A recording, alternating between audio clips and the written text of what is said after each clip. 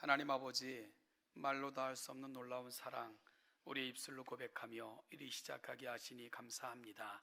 그 사랑 받았으니 우리가 그 사랑 놓치지 않고 겸허하게, 겸손하게 나의 나된 것 하나님의 은혜임을 기억하며 살아가는 우리 모두가 되게 하여 주시고, 우리가 머무는 곳마다, 우리가 걸어가는 자리마다, 만나는 사람들마다 이 사랑이 경험되어지는 일에 귀하게 사용되어지는 복된 인생들 되게 하옵소서.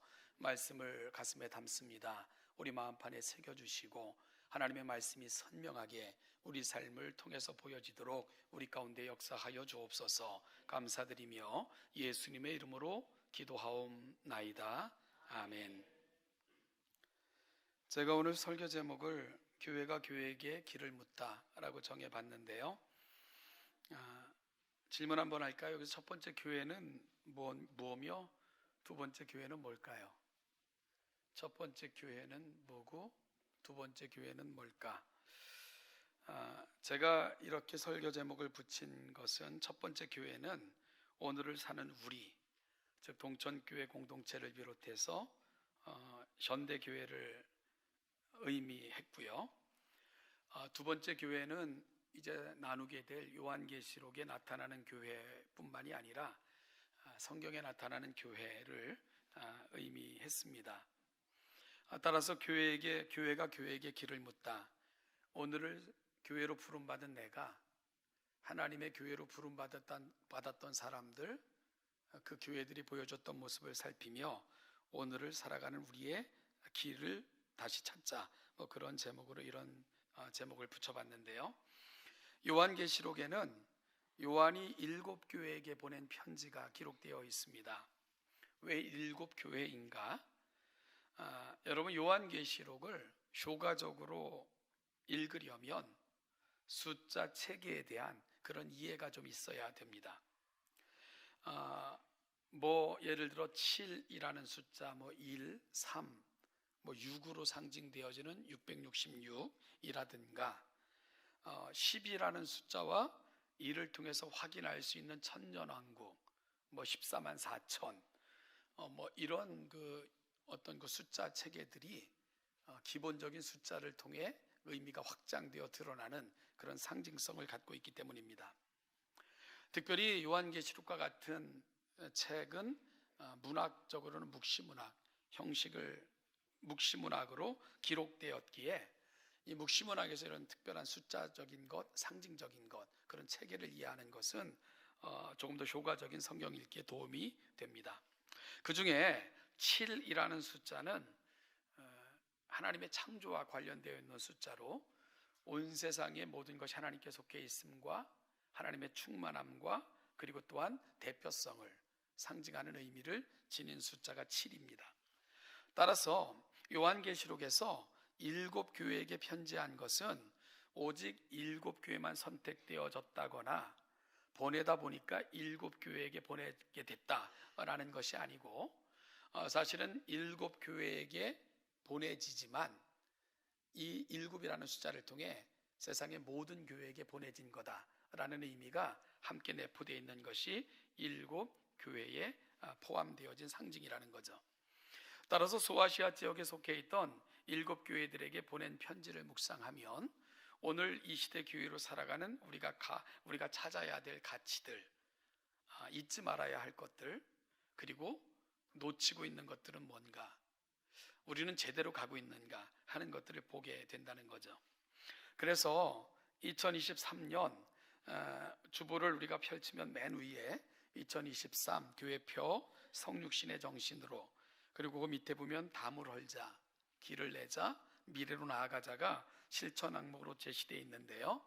우리는 지금 길을 내자라는 주제를 가지고 계속해서 말씀을 나누고 있습니다.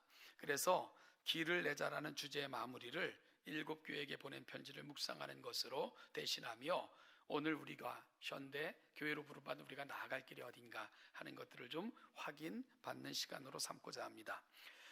오늘은 그 서론으로 왜 요한은 7교회에게 편지를 보낼 수밖에 없었는가 하는 부분을 살피고자 합니다. 이 질문에 대답을 하려면 당시 요한계시록이 기록될 당시에 시대적 상황을 이해하는 것이 매우 필요합니다. 요한이 활동했던 시대는 로마로 인한 박해가 가장 극을 향해 달려가고 있었던 시대였습니다. 로마의 도미티아누스 황제는 로마 제국 황제를 신으로 섬겨야 된다라고 선포함으로 제국을 황제 숭배 신앙으로 통일하고자 했습니다. 이것이 기원 후 약 90년 정도에 되어진 사건인데요. 이에 기독교인들은 황제는 신이 아니라 하여 숭배하기를 거부했고요. 이는 기독교를 향한 무시무시한 핍박으로 연결되었습니다. 요한은 그런 상황 하에서 박해의 큰 시련 가운데 처해 있는 교회를 안타깝게 바라보고 있는 것입니다. 그리고 또 다른 안타까움은 교회에게 있어 자신이 가장 필요한 시기, 어찌 보면 곁에 있어 주어야 될 그 시기에 자신은 그럴 수 없었던 안타까움도 요한계시록에는 배어져 있습니다. 왜냐하면 그는 신앙의 이유로 반모라는 섬에 유배되어 있었기 때문입니다. 가장 필요할 때, 가장 교회가 간절히 원할 때 함께 있어주지 못하는 안타까움, 여러분 그러니 그 가슴이 얼마나 타들어 갔겠습니까? 그래서 사도 요한은 박해 가운데 처해 있는 교회들에게 편지를 보내게 됩니다. 이 편지를 통해 어려운 가운데 있는 교회들을 위로하고 격려하고 또 때론 책망도 하고 부탁의 말들을 전하면서 아무리 어려운 시대 박해가 끝이 모를 그 단계로 치닫고 있다 할지라도 신앙을 간직하고 유지하며 또한 신앙의 길에서 벗어나지 말고 그리고 승리할 것을 간절히 원하는 마음으로 그 마음을 담아 보내진 편지가 요한계시록에 기록되어진 편지입니다. 여러분, 요한이 지상교회에 대한 근심과 걱정이 가득하던 중에 하나님께서는 그에게 몇 가지 환상을 보여주게 됩니다. 따라서 요한계시록은 이 몇 가지 환상을 중심으로 기록이 되어지는데요. 그 환상은 지상교회의 모습과 천상교회의 모습이 교차되어 나타나는 방향으로 진행이 됩니다. 그래서 천상교회의 아름다움과 지상교회의 비참함이 겹치면서 천상교회의 소망으로 그 시선과 신앙을 옮기고자 하는 의도가 요한계시록에는 담겨져 있는 것을 우리가 보게 됩니다. 그 중에 4장으로 가면 2장, 3장이 7교회에 대한 편지가 기록되어져 있고요. 이후 4장을 가면 요한이 큰 환상을 보게 되는데 하늘의 환상이었습니다. 하늘에 보좌가 베풀었고요. 그 보좌 위에 앉으신 이가 있고 보좌 앞에는 하나님의 7영이 있으며 보좌 주위에는 4 생물이 있어 보좌를 호위하고 있었습니다. 그리고 그 보좌를 24장로들이 흰옷을 입고 머리에 금관을 쓰고 둘러 있었는데 그들은 목소리를 합하여 천지를 창조하시고 존귀와 위엄으로 통치하시는 전능하신 하나님을 감격스럽게 찬양하고 있었습니다. 여러분, 천상의 이 큰 광경을 보고 있자니 요한의 가슴 속에는 벅찬 감동이 밀려왔습니다. 그리고 천상교회를 향한 거룩한 열망과 소망이 넘쳐났습니다. 단 한시도 앞을 내다볼 수 없는 위험이 도사리고 있었고요. 심각한 박해와 어려움에 직면해 있던 지상교회를 생각하니 천상교회의 아름다움은 그의 가슴 속에 더 큰 소망과 열망으로 자리 잡을 수밖에 없었던 것이지요. 그러면서 요한은 자연스럽게 지상교회의 미래가 어찌 될까를 묻지 않을 수 없었습니다. 또한 그 영원한 나라에 과연 누가 그리고 언제 참여할 것인가에 대한 궁금증이 그의 마음속에 일어나기 시작을 한 거죠. 요한은 눈을 들어서 그 답을 찾을까 하여 하나님의 보좌를 주목합니다. 요한은 그 보좌에 앉으신 이의 오른쪽에 두루마리가 놓여 있는 것을 보게 됩니다. 그 두루마리는 안팎으로 글이 쓰여져 있었습니다. 순간 요한은 큰 기대를 하게 됩니다. 그래, 저 두루마리에 기록된 것들만 볼 수만 있다면 그러면 교회의 미래, 궁극적 소망에 대해서 앞으로 펼쳐질 이 지상교회에 대해서 분명히 알 수 있을 텐데 하는 마음의 열망이 생겨났습니다. 그런데 너무나도 실망스러웠습니다. 왜냐하면 아무도 그 두루마리를 펴거나 보거나 하기에 합당한 자가 없었기 때문입니다. 순간 요한은 절망과 탄식 속에서 울부짖을 수밖에 없었습니다. 이 큰 시련 앞에서 교회의 미래는 무엇일까? 과연 이 미래, 이 박해의 끝은 어디일까? 언제 우리는 저 영광스러운 나라에 임할 수 있을까? 하는 질문들이 끊임없이 그의 마음속에 일었던 것이지요. 여러분, 바로 그것이 요한이 그리도 절규하듯, 그리고 절망 가운데 울고 또 울며 통곡할 수밖에 없었던 이유였습니다. 즉 요한은 지금 나이가 들어서 이게 왜 이렇게 신세가 처량하냐, 내가 나이 들어서까지 이렇게 유배되어 가족과 떨어지고 교회와 떨어져서 이 어려움을 겪어야 되나, 바로 그것 때문에 요한의 답답함과 안타까움과 눈물의 이유가 있었던 것이 아닙니다. 오늘 요한계시록 5장 4장에 보면 요한이 크게 울었더라 라고 되어 있는데, 그 눈물의 의미는 내 신세가 한탄스러워서가 아닙니다. 교회 때문에 울고 있는 것입니다.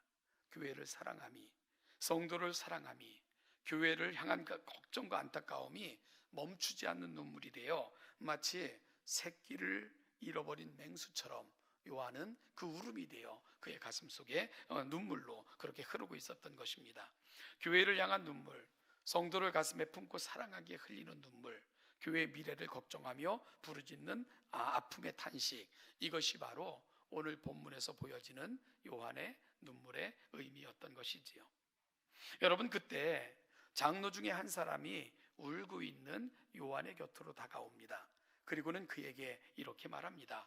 울지 말라. 유다 지파의 뿌리가 이겼으니 그 두루마리와 그 7인을 떼시리라. 울지 말라. 여러분, 통곡하고 있는 요한을 향해 들려온 위로의 말이었습니다.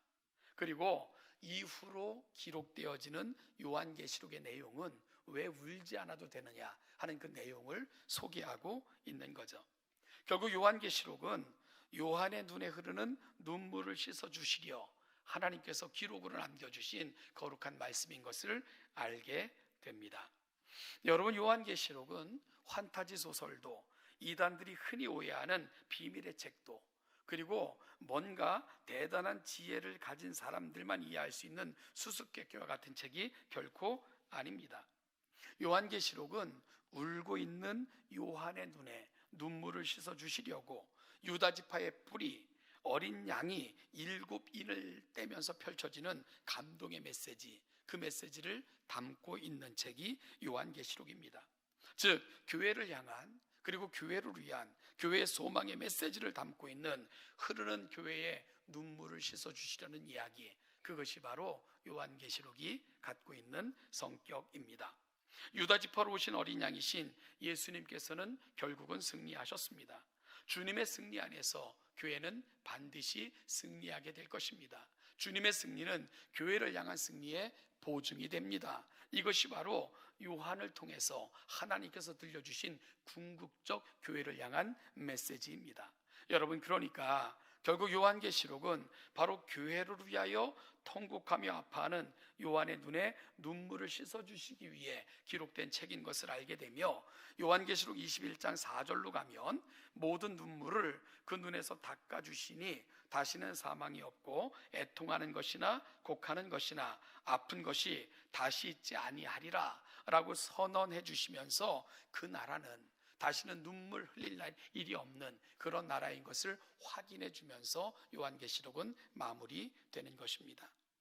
결국 요한계시록은 눈물로 시작했지만 우리 눈에 눈물을 씻어주시고 결국은 눈물이 흘릴 일이 없는 그 나라로 인도하시는 이야기, 그것이 요한계시록이 가고 있는 자리입니다. 그리고 바로 이것이 성도들이 경험하게 될 영광이야 라고 그 영광으로 초대하는 책, 이것이 바로 우리가 읽고 있는 요한계시록입니다. 우리가 성경을 보면 이 성경은 참 그 눈물이 많은 책입니다.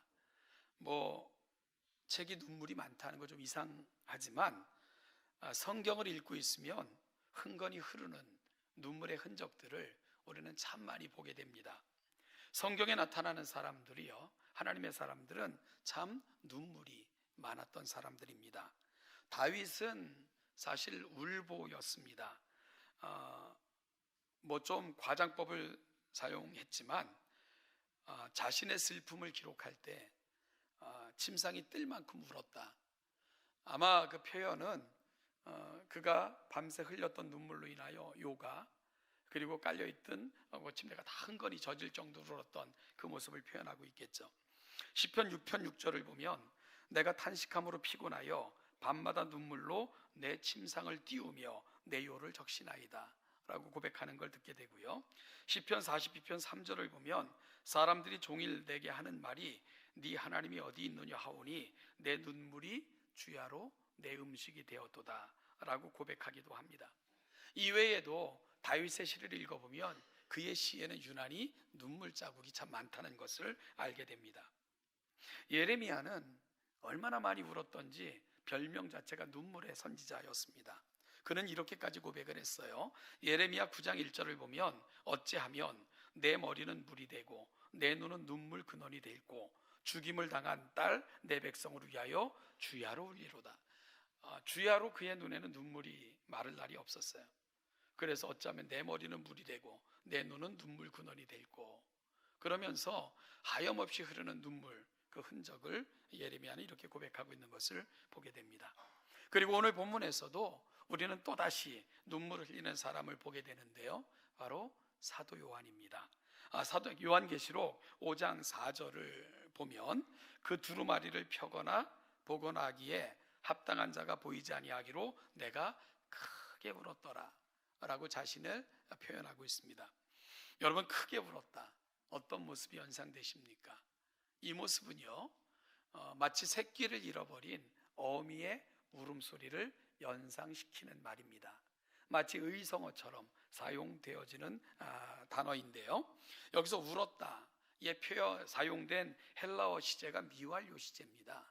이거는 그 행위가 한 번에 그친 것을 말하지 않고 계속해서 그 행위가 반복됐을 때 이런 시제를 사용을 하죠.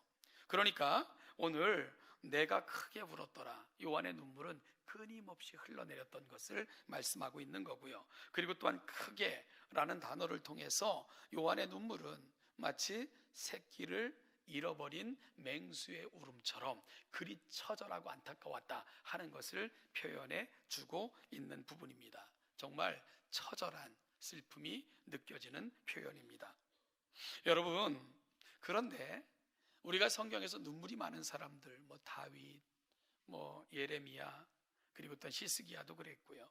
오늘 본문에서 만나고 있는 요한도 그렇고, 사실 잘 따져보면 이들이 눈물이 많은 이유는 이들은 너무나도 주님을 닮아있기 때문입니다. 사실은 주님도 참 많이 우셨거든요. 나사로의 무덤 앞에서도 우셨고, 예루살렘을 바라보시면서도 우셨고, 그리고 마지막 겟세마네 동산에서도 탄식으로 기도하시며 우셨던 분이 우리 주님이셨습니다. 그래서 주님을 닮으면 참 눈물이 많아지는 것 같아요. 그리고 신앙이 좋으면 비례하여 눈물도 많아진다는 생각을 해보게 됩니다. 그러면 이들은 왜 이렇게 슬프게 울고 있는 걸까요? 여러분, 다윗의 경우 다윗이 울고 있는 대부분의 상황을 보면 자신의 죄 때문인 것을 알게 됩니다. 죄 때문에 참 부더니도 아파하고, 죄 때문에 밤을 새워가며 식음을 전폐하며 울며 또 울었던 인물이 바로 다윗입니다. 다윗이 왜 죄를 이렇게 민감하게 여기면서 죄 때문에 통곡하며 눈물로 침상이 뜰 정도로 그리 기도를 올릴 수밖에 없었을까요? 다윗에게 가장 겁나는 것이 있었거든요. 하나님이 나를 모른다 하시면 어쩔까? 하나님의 시선이 내게서 거두어지면 어떨까? 하나님의 은총이 내게서 사라지면 어떨까? 이것이 바로 다윗을 가장 두렵게 만들었던 부분입니다. 그래서 죄가 드러나고 죄를 깨닫게 되고 죄가 지적되어졌을 때 다윗이 했던 것, 그 자리에 무릎을 꿇는 거예요. 그리고 침상이 뜰 정도로 내 영혼의 아픔을 안고 하나님 앞에 나아가 울며 기도하신 것입니다. 그럴 때 하나님께서는 그 눈의 눈물을 씻어주셨고요, 결국은 그의 영혼을 치유하셨습니다. 여러분, 예레미야가 그렇게 울 수밖에 없었던 것, 나라와 백성을 생각하니까 그런 거예요.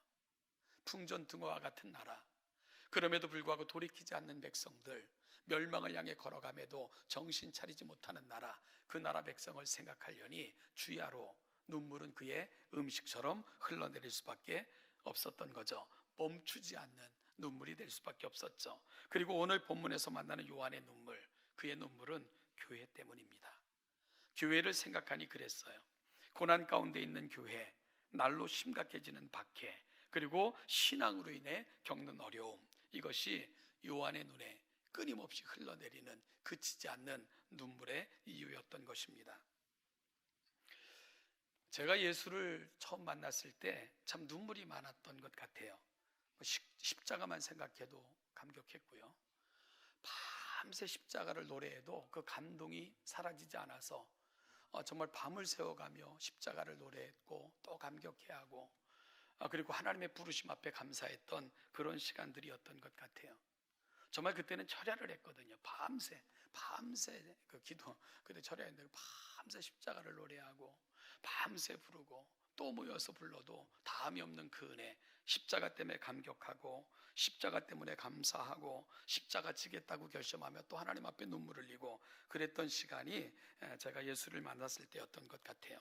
그런데 시간이 지나니 어느새 그냥 교회 생활을 하고 있는 나를 보는 안타까움을 참 많이 느껴요.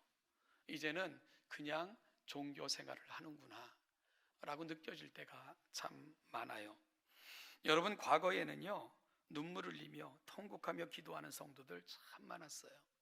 밤새 울고 밤새 기도하고 하나님 앞에서 나 자신을 놓고 그렇게 슬퍼하고 하나님의 뜻대로 살지 못했음에 그렇게 가슴을 치며 통곡하고, 그래서 많은 성도님들 기도하고 돌아간 자리를 보면 눈물과 땀이 범벅이 돼서 흥건히 젖어 있는 그 모습 저도 참 많이 봤거든요.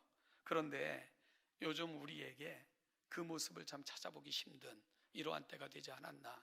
그 눈물, 그 기도 때문에 사실 오늘 우리가 있는데 오늘 우리는 이 시대 속에서 무엇으로 우리 신앙의 내용을 삼고 있나 생각이 많아지는 요즘입니다. 여러분, 교회는 늘 눈물이 참 흥건한 곳이었어요. 내 죄 때문에 아파하고 누군가를 가슴에 품으려니 아프고 그리고 또한 가슴을 찢으며 용서하려니 아프고 그래서 하나님 앞에 눈물이 되고 통곡이 됐던 곳, 그곳이 교회였는데 오늘 교회는 그냥 종교가 되고 있는 것 아닌가라는 생각을 종종 해보게 됩니다. 중국 난징에는 마음 놓고 울 수 있는 눈물방이 등장하여 아주 성업 중이랍니다. 눈물방. 그래서 그 시내 한 호텔의 문을 연 이게 뭐 카페 같은 곳 뭐 그런 장소인데 그 이름이 푸쿠바. 얘는 하루 평균 10여 명의 손님이 찾아와서 속상한 마음이 풀릴 때까지 울고 간대요. 그럴 손님들을 위해 그 이름이 눈물방을 이렇게 만들어 가지고 성업한다는데 그 영업을 한다는데 그게 아주 성업 중이랍니다. 요금은 1시간에 한 50위안, 우리나라 돈으로 한 7, 8천 원 정도가 되는데 이게 그 눈물이 마른 사람들을 위해 고춧가루, 마늘 등 눈물이 나오도록 돕는 그런 최루 촉진제도 이렇게 준비해 놓고요. 그리고 눈물을 흘리다 감정이 격해지면 마음대로 집어 던질 수 있는 막 유리잔, 인형, 이런 것도 막 비치해 놓는데 거기서 와서 막 울다가 그냥 탄식하다 집어 던지고 이런 사람들이 많이 이용하는 장소가 됐다. 이런 기사를 읽은 적이 있습니다. 얼마나 그 현대인들이 많은 마음의 짐을 살아가고 있고 그리고 마음의 그 아픔들을 지고 살아가고 있는가 보여주는 듯해 가슴이 찡한데요. 뭐 이런 눈물도 귀하죠. 여러분, 눈물에는 뭐 힘이 있대요. 그래서 이렇게 울분을 토로하고 그리고 한참 울다 보면 마음의 응어리도 좀 풀리고 시원해지는 것도 경험하는 것 사실이라 말하대요. 그런데 여러분, 더 귀한 눈물이 있습니다. 그것은 하나님께로 가져가는 눈물입니다. 하나님께서는 그 눈물을 유리병에 담으실 것이고 주의 책에 기록하셔서 반드시 그 눈의 눈물을 닦아주시고 그 눈물을 헤아려 응답해 주실 것이기 때문입니다. 그래서 우리에게는요, 눈물방이 아니라 기도의 방이 있습니다. 그곳에서 흘리는 눈물은 신세한탄이나 분노에 차서 울어대는 눈물이 아닙니다. 그곳에서 흘리는 눈물은 하나님께서 그분의 유리병에 담아 보관하시고 헤아려 때가 되면 반드시 응답하시는 응답이 있는 눈물, 하나님 앞에서 흘리는 눈물은 그만큼 놀라운 역사가 있습니다. 사랑하는 동천교회 성도 여러분, 오늘 현대교회가 가야 될 자리, 그리고 그 무엇보다도 시급한 것, 그것은 하나님의 사람들이 흘렸고 결국은 하나님의 응답을 경험했던 그 진정한 눈물을 회복하는 것이 아닐까라는 생각을 해보게 됩니다. 오늘 요한계시록의 기록 접촉점이 바로 요한의 눈물입니다. 교회를 가슴에 담고 고난당하는 성도들을 가슴에 품으며 아프고 언제 이 고난이 끝이 날까, 이들의 끝은 어딜까 생각하니 눈물이 되고, 바로 그 눈물을 오늘을 살아가는 저와 여러분들은 회복해야 되지 않을까 생각을 해보게 됩니다.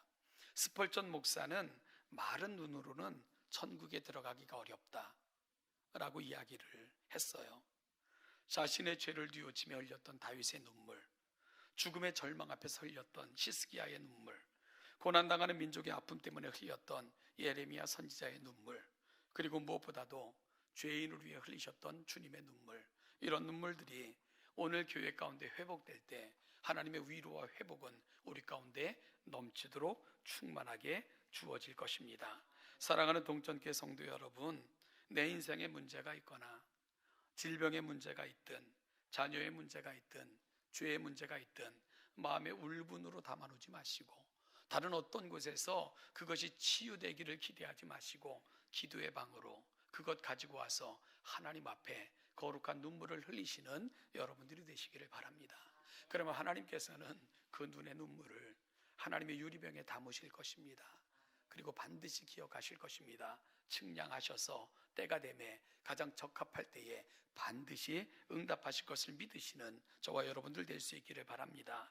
우리 동천교회는 성도들의 기도의 입김으로 교회의 벽면이 적셔져 가고 성도들의 눈물로 가득 차며 그 눈물을 헤아려 응답하심으로 나를, 우리 가정을, 우리 자녀를, 이 사회를 치유해 가시는 하나님의 진정한 치유의 공간이 되기를 예수님의 이름으로 간절히 축복합니다. 기도하겠습니다. 하나님 아버지, 오늘 이 아침 우리를 불러 이 자리까지 인도하심에 감사와 찬송과 영광을 올려드립니다. 세상이 얼마나 사나운지, 들려오는 소식들이 얼마나 난폭한지 가슴을 졸이며 살아갈 때가 많고, 우리 삶의 환경들, 우리가 부딪히는 것들이 얼마나 아픈지 눈물을 흘리지 않고서는 견딜 수 없는 세상을 살아가고 있는데, 하나님, 그 눈물을 하나님께로 가져와 하나님 앞에 기도가 되고 하나님 앞에서 흘리는 눈물이 될 때 병에 담아 헤아리시고 측량하셔서 응답하시되 가장 놀랍고 아름답게 응답하시는 하나님의 치유가 있는 눈물이 될 수 있음을 기억하며 하나님 앞에서 우리의 삶을 다시 정돈하고 그 하나님 앞에서 하나님 주시는 위로를 경험하고 그리 살아가는 우리 동천의 모든 성도들 되게 하여 주시옵소서. 교회를 위해 흘리는 눈물들이 멈추지 않게 하시고 누구를 사랑하며 용서해야 되기에 정말 가슴을 찢어서라도 누군가를 품어야 되기에 흘려내는 눈물 속에서 우리 교회가 성숙되지고 하나님의 거룩한 은총을 머무며 하나님의 치유가 임하는 놀라운 교회로 회복되며 하나님의 은혜 가운데 세워지는 교회가 되도록 은혜 위에 은혜를 더하여 주시고 그렇게 이 사회를 치유해 나가는 아름다운 교회로서의 복된 역할 감당하는 동천교회가 되게 하옵소서. 감사드리며 예수님의 이름으로 기도하옵나이다. 아멘.